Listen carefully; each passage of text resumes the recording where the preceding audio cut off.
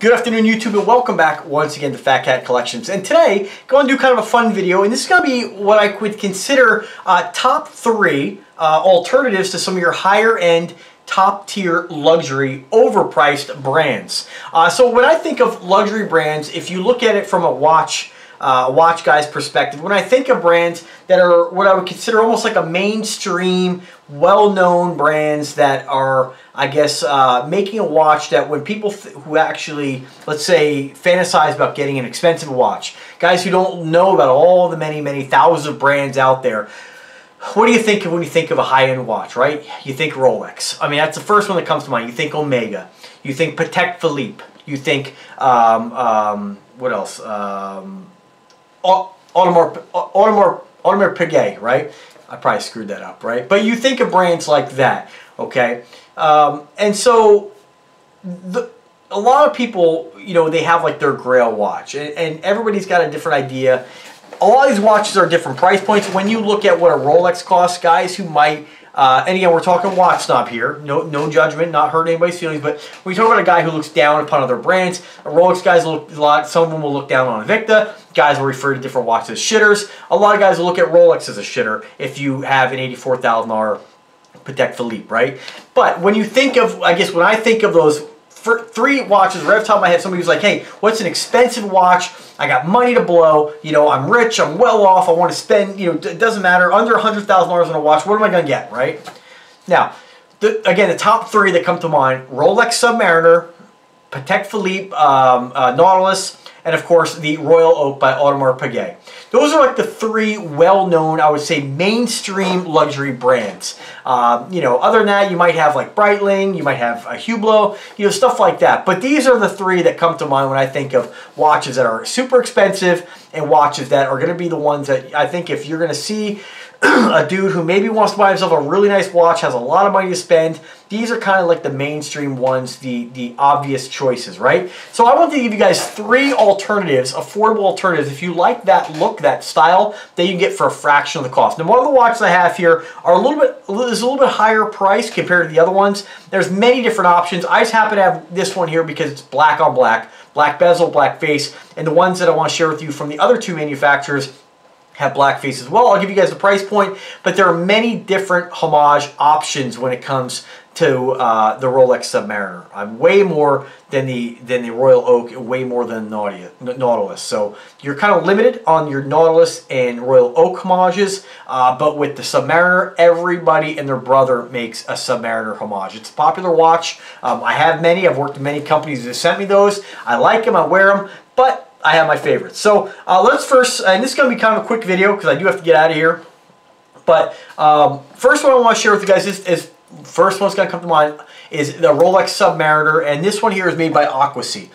So all 3 of these watches I'm going to share with you guys are made of 316L stainless steel. Your genuine Rolex is going to be 904, whereas your Patek and of course your Audemars Piguet, the Royal Oak, those are going to be, again, you can get them in different. They make them in yellow gold, you make them in more precious metals, but when it comes to stainless steel variations, they all use 316 with the exception of Rolex. Again, 904, there is no advantage to normal day. It doesn't polish better, it doesn't look better, it's no different. Anybody tells you that, it's just simply trying to sell you on why you should spend more for it. So, anyway. So this is, again, the Aquasea. This one here is going to run you about $300, depending on when and where you buy it. This one here is powered, I believe, by Miyota Automatic Movement. They do make it in an ETA movement, an ETA movement as well. This is an automatic. All 3 of these watches are automatic. If I have to choose one that might potentially be the most reliable, this is the one with the name brand automatic movement. Again, doesn't mean the other 2 aren't going to last long. They just have no-name Chinese movements. But they'll give you guys a couple options. So if you like a Submariner, this is a great option for you. Size and everything's on par with what you're going to get out of a Submariner. I'm not sure. I forget. Without looking it up, I'm not sure this one has a ceramic bezel or not. It's done in a black bezel, and of course you have this cool black mother of pearl face. A great looking watch. Definitely check out Aquasea. They were nice enough to send me this watch. This is the only sponsored watch I have of the 3 I'm going to share with you guys. But again, a lot of different variations, a lot of different options when it comes to Rolex Submariner Homage watches. I mean, I've reviewed dozens on this channel, and you can get them from, you know, 50 bucks all the way up to, you know, $1,000. So you have a lot of options when it comes to this watch, but this is just one example. Aquasea, I think it's a great looking watch.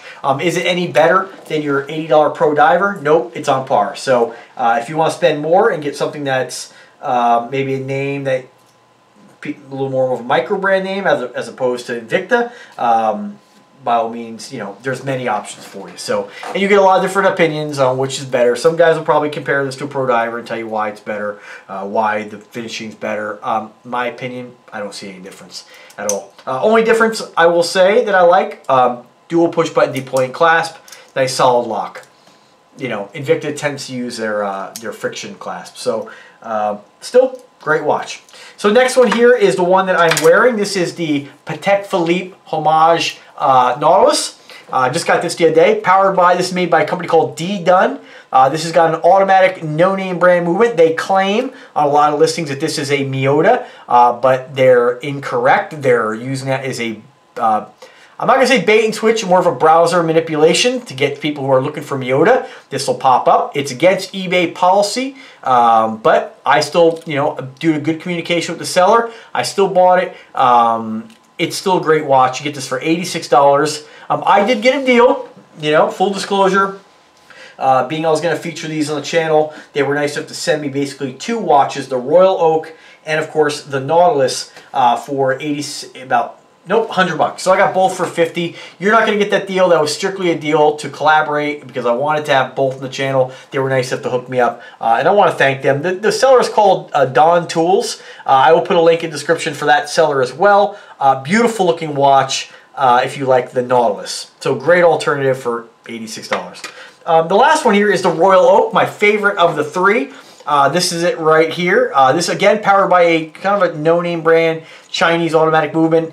They say it's a Miyota. It's not as well. It's M-I-O-T-A, not M-I-Y-O-T-A, like the genuine Miyota that we're all familiar with. It's just kind of a way to, I think, just use that browser manipulation. But again, it's against policy. You're not supposed to put things in the listing that are not true to get people to click it. When I bought this, and it kind of worked on me, I clicked this watch because it said Miyota. I was like, all right, at least it's a well-known, reputable movement. But upon discussing that and trying to verify that with the manufacturer, they told me it's the Miyota, not Miyota. So, which I have not been able to find anything on Miyota. So I think they just kind of named it that, you know, when it's just a generic Chinese movement. I'm not sure who makes it. I am trying to get more information on it. Doesn't mean it's bad. Doesn't mean it's not going to last. But time will tell. We'll see if this holds up to be as reliable as a Seiko NH35, a Miyota, ETA, Seagull. We just don't know what this is. I wish they would. And what was interesting is when I bought it, I said, hey, you know, it says Miyota. They said, no, that's going to cost more money. I went with the generic. They said it's a good movement. Again, time will tell. I'll always come back and let you guys know if I have anything that fails. To date, the only watch that I have that has failed, honestly, is we're not saying with battery, we're not including batteries, but as far as an automatic movement that has failed, is a replica Rolex watch I got back in as a gift from a friend back in what was that, 2002.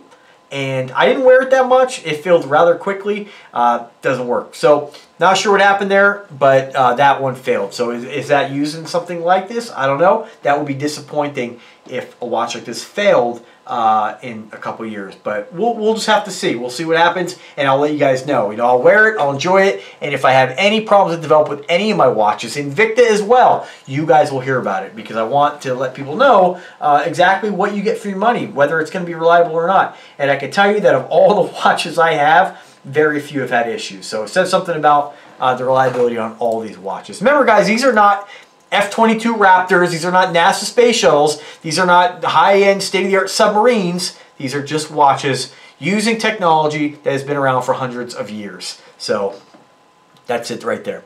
So again, what do I like the best out of these 3 mainstream brands or 3 mainstream styles? I like the Royal Oak. That's my favorite watch when it comes to a watch. It's of, I guess, your luxury tier. I think it's clean, it's classy, it's sophisticated. I love this one. It has a dual push button deploying clasp. Everything feels really solid on it. Check it out. So this is what it looks like on a wrist on my size. I have a 7-inch wrist. I'm about 5'7.5". I weigh about 170 pounds. So this is what this watch looks like on a guy my size, my height, and my weight. You can see even at 40, I believe this is 42 millimeters, still not a small watch. You know, Submariner, I'd say size. I'd say a little bit larger. I think Submariner is 41, but they make different sizes. So I'm not an expert when it comes to Rolex. So, you know, but still a great looking watch. You can see, you know, and guys, I want you to remember too, like us Invicta fans, us guys, you know, we're like, oh, anything under 50 is small. This is not a small watch. And you can see just on a guy my size, you know, it doesn't look like a little kid's watch. It doesn't look like a Happy Meal watch. It doesn't look like a girl's watch, and nothing wrong with a girl's watch. You know, if you wear a 38 millimeter and you're a dude, wear it, rock it. Be nice, be kind to people. You know, I'll check it out, no worries. But just remember, this is not a small watch. You know, we get desensitized, but it's still a great looking watch. You can see it's still noticeable. You'll still get noticed that you're wearing a watch. So another one here. Let me go ahead and throw on the Submariner Homage. This one is the Aqua Sea. Give you guys an idea what that one looks like. And I know you guys have seen one Rolex. You've seen them all. But that's that one looks like. Not a bad watch at all, you know. Still classy, still clean, right? I do love that black mother of pearl. Pretty sweet.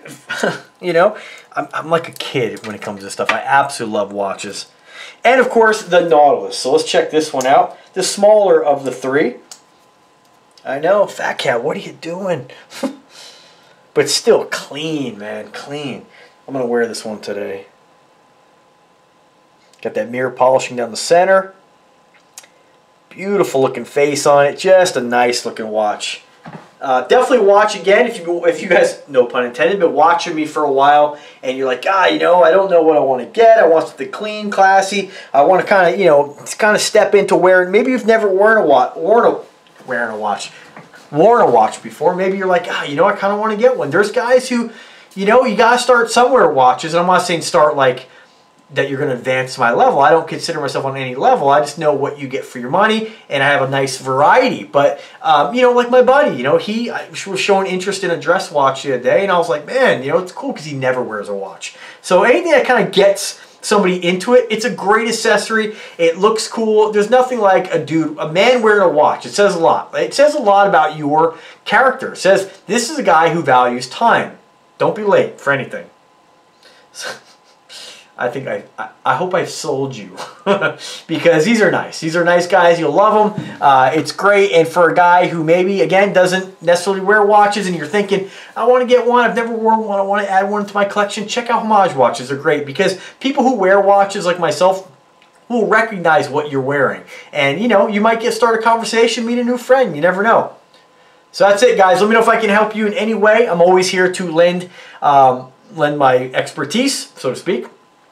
Drop me a comment, drop me an email address in the description of every video, phatcatcollections@gmail.com. Again, if it's an Invicta question, Aragon, whatever it is, if I know, I'm going to give you my best 2 cents, my best judgment. If I don't know, I'll try to refer you somewhere where you might get the answer. But remember, guys, don't take this hobby too seriously. There's so many great fun watches out there, and again, you don't have to spend a lot. Just to put your mind at ease, all three of these watches are on par with quality. Price points are different. All these watches are on par with your Invicta Pro Divers. I say Pro Diver because that's kind of like the low tier on what I buy with Invicta. You know, you can get the $50 Invictas that I have one that I got as a gift. It's definitely a difference in quality as well. So if you're even in the market for an Invicta and you're like, you know, I don't know what I'm going to get for my money, that's the nice thing about the experience I have is I can tell you what you're going to get for your money and some other options. Maybe you want the Aqua Sea, but maybe you don't want to spend $300. I can refer you to something that's maybe more affordable or maybe more money. But ultimately, most of these watches that I have in my collection, most of them are on par. When it comes to, you know, a lot of the most recent stuff. Invictas, Aragons, D-Dun, Neymars, BLWRX, Aragon, Android. You know, I mean, there's a bunch of brands I have. Aquadive, Aquadive's $2,000 on par. So, there are always going to be subtle differences in watches, but you can get a lot of bang for your buck with a lot of different companies. Remember, guys, great accessory. Have fun with it. And as always, guys, have a wonderful day. Take care.